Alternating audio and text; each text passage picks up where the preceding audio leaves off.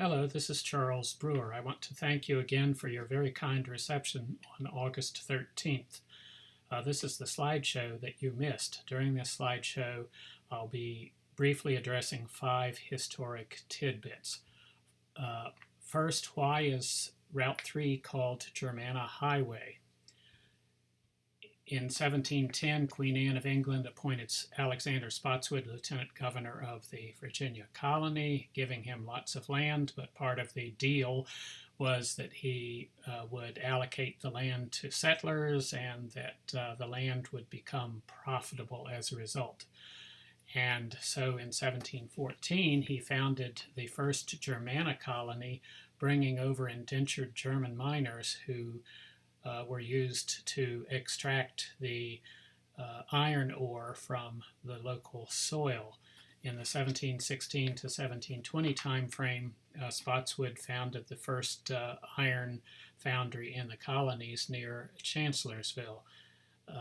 So as a result, Route 3 from Route 20 and then west to Route 29 at Culpeper is named after these German settlers. While we're still talking about roads, why is it Plank Road to the east of Route 20?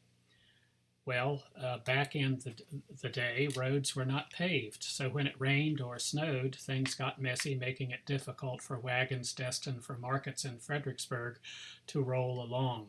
Putting wood planks down on the road surface added to the ability to roll along. In the picture to the left, you'll see that in the lower right corner, the surface appears more smooth than in the center of the photograph, and that's where the wood planks were put down to make the rolling to market easier. Other roads, sometimes there's furnace in the name of local roads. Why is that? Well, there were iron furnaces all around. One example is Furnace Road south of Chancellorsville is the site of Catherine's Furnace, which is one of the stops on the Chancellorsville battlefield driving tour seen here in the photograph. As a bonus, we're talking about briefly about Queen Anne. She was on the English throne from 1702 to 1714. From 1708 on, she was the first monarch of Great Britain. Spotswood named a local river after her, the Rapid Anne, and as you well know, the spelling of that has changed. Why is this local area called the Wilderness? Well, in 1608, Captain John Smith led an exploration to this area, and he would have encountered old-growth forests. The high branch and leaf canopy of large trees in old-growth forests kept out seeds of invasive species carried on the wind. As a result, the forest ground is almost like carpeting. Deforestation, however, occurred to fuel the iron ore furnaces, allowing invasive species to take root. By the late 1700s, this new growth was dense enough to have locals confer the wilderness label on this area. What about Elwood Manor during wars?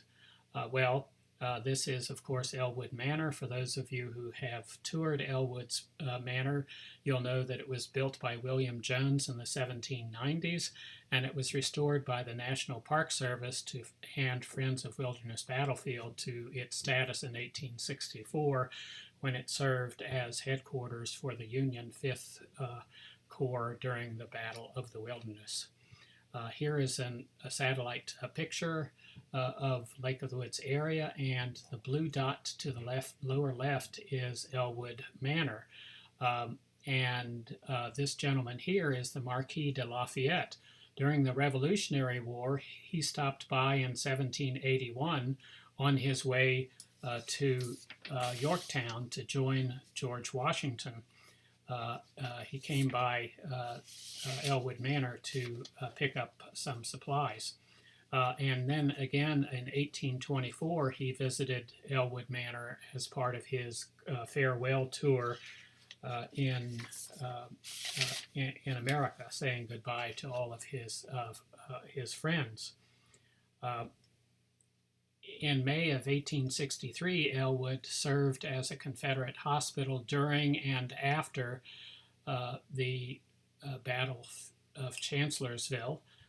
And then in May of 1864, the Union 5th Corps headquarters, later as a hospital during the Battle of the Wilderness. Grant's headquarters was here across Route 20, actually, from Elwood Manor. It's about 3,000 feet from the cul-de-sac of Edgemont Lane near the small lake. And then up here in the upper left corner is Saunders Field, where the Battle of the Wilderness began on May 4, 1864. Here's a picture of Saunders Field after the Civil War. Not sure exactly how after, but this is today's Route 20. So as you can see, it was pretty much just a dirt road, as were most roads back in those days. What about Lake of the Woods during the Civil War? Here's a map showing all of the interpretive panels that the Civil War Study Group has placed around Lake of the Woods during the last 8 or 9 years. If you visit our website, civilwarstudygroup.org, you'll be able to see information, plus also you will remember that I handed out a brochure about these sites during my presentation. So please take some time to visit. This is specifically the last one, which is placed at the Sussex Mail Station, just off of Eastover Lakeview Parkway, excuse me, and that was put in place in 2017. Now, here are, we're going to talk about gold mines. That's probably what most of you were thinking the presentation would be about, just the gold mines, but I've given you all this extra information, lucky you. But in any event, here's a map that shows gold mines that are in and around the vicinity of Lake of the Woods.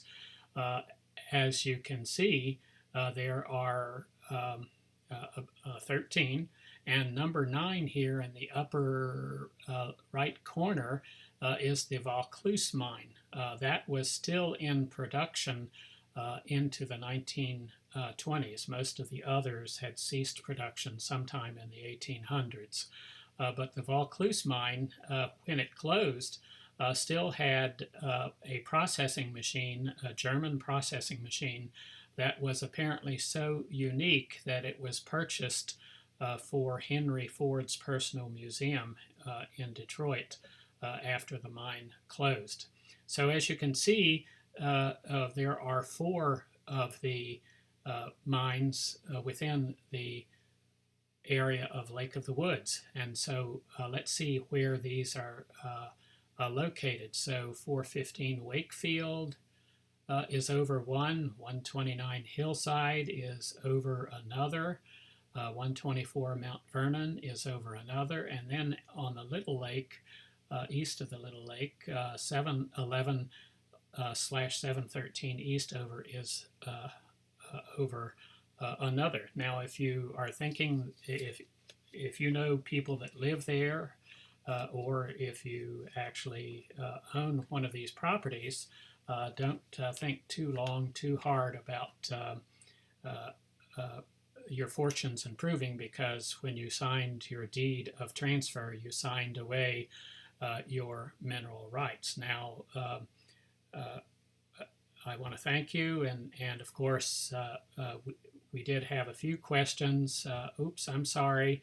I forgot that I had to edit this last slide because, of course, now we have quarantine and masks are required. But in any event, thank you so much, and perhaps we can do this again on some other topic. Bye-bye.